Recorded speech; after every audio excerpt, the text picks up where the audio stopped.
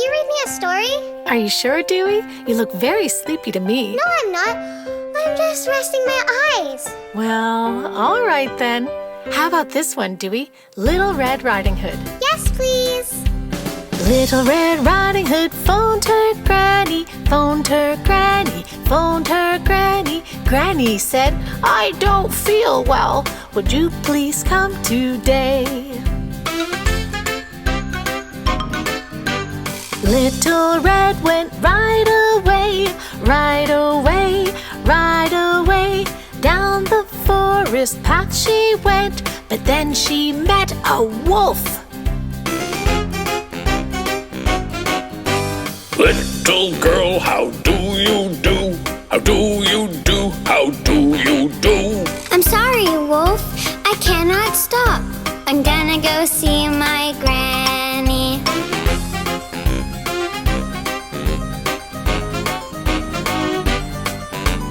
Little Red Riding Hood ran away, ran away, ran away.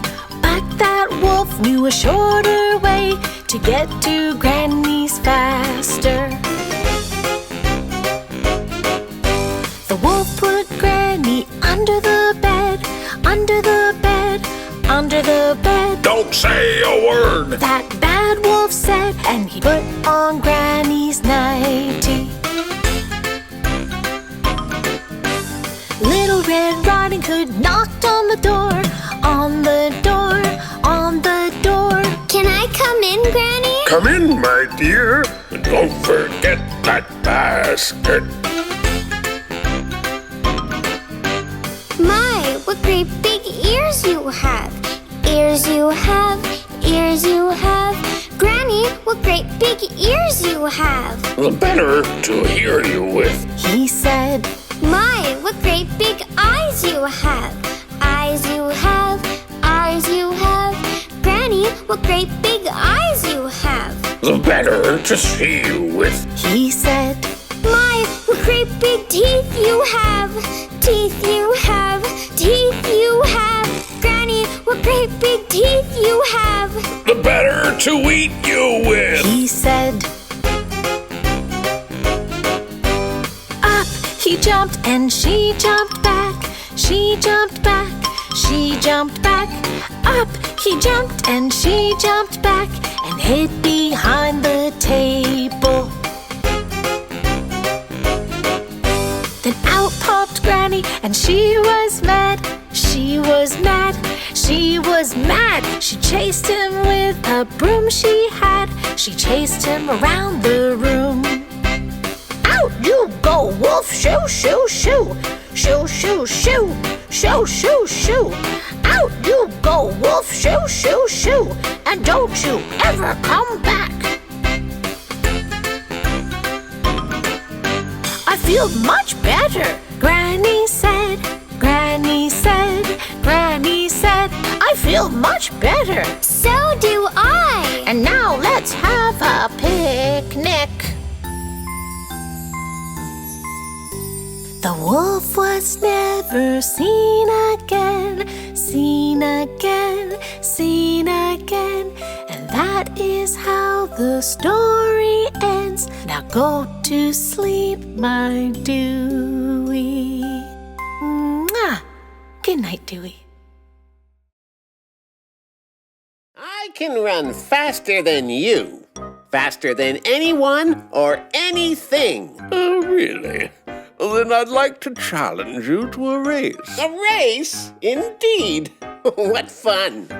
Once upon a time, a tortoise and a hare decided on a race just for a dare.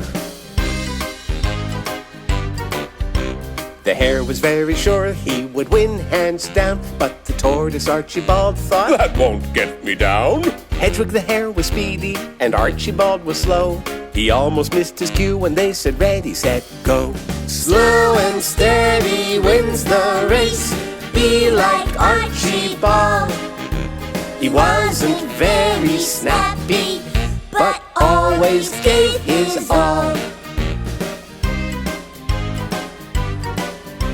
The hare raced like a bullet at the speed of light. While the tortoise took his time, he had a goal in sight.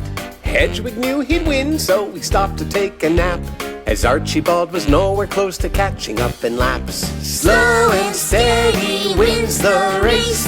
Be like Archibald. He wasn't very snappy, but always gave his all. So the hare fell asleep under a shady tree, and Archie heard him snore as he passed him on mile 3. When Archie crossed the finish line, everyone said, "Hooray!" Hedwig heard the noise. Well, well, you don't say. Slow and steady wins the race. Be like Archibald. He wasn't very snappy, but always gave his all. A gold medal for Archibald. He cheated! Hedwig cried. He won fair and square, with a slow and steady stride. Hedwig now was sad he didn't win the race, but Archie tried to cheer him. Put on a happy face. It's just a silly contest, not worth a silly fight. Friendship's what's important. And with that they made things right. Slow and steady wins the race. Be like Archibald. That sleepy tortoise finished first, and he didn't run, he crawled.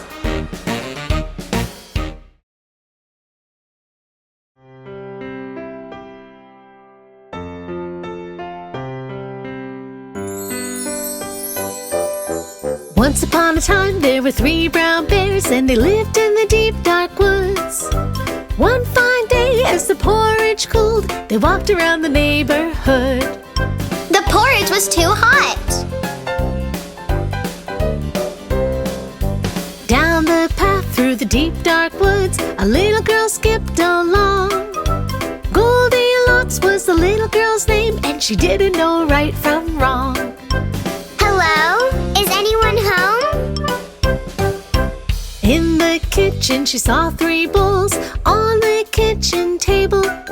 She grabbed a chair and climbed right up as fast as she was able. Yummy! Porridge! She took a taste from Papa's bowl. Yuck, it's much too hot. She took a taste from Mama's bowl. Yuck, it's much too cold. She took a taste from Baby's bowl. This one tastes just right. And she ate with a spoon, and very, very soon she swallowed every bite. Look at those comfy rocking chairs. She sat down on Papa Bear's chair. This is much too hard. She sat down on Mama Bear's chair. This is much too soft. She sat down on Baby Bear's chair. This one feels just right. And she rocked till the chair fell apart. She had quite a fright. Ouch! Ooh, look at those comfy beds. She laid down on Papa Bear's bed. This is much too hard. She laid down on Mama Bear's bed. This is much too soft. She laid down on Baby Bear's bed. This one feels just right. She pulled back the covers and snuggled in, and then turned off the light. Good night. Someone's been eating from my bowl, said Big Papa Bear. Someone's been eating from my bowl, said Big Mama Bear. Someone's been eating from my bowl, and there's nothing left for me. A Baby Bear was very sad as sad can be.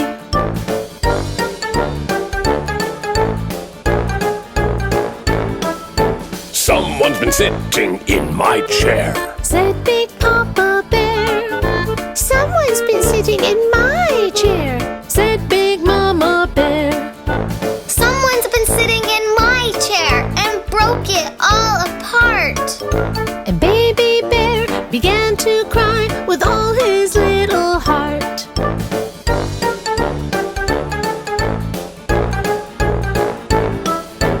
someone's been sleeping in my bed, said Big Papa Bear. Someone's been sleeping in my bed, said Big Mama Bear. Someone's been sleeping in my bed, and she is still there. And Goldilocks woke up to see 3 very angry bears.